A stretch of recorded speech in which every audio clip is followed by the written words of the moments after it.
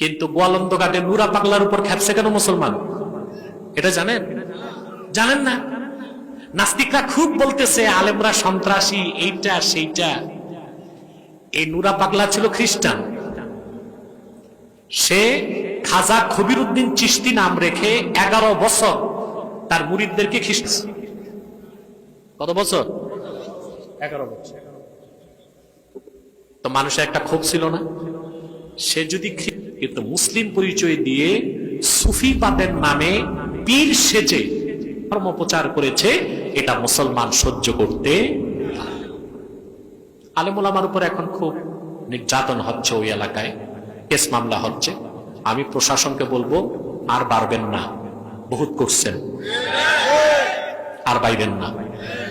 তখন কিন্তু ওই গোয়ালন্দ ঘাট এলাকার আলেম ওলামা তারা নিরীহ না, এতিম না, তাদের সাথে আব্বাসী আছে, আব্বাসীর মতো হাজার আলেম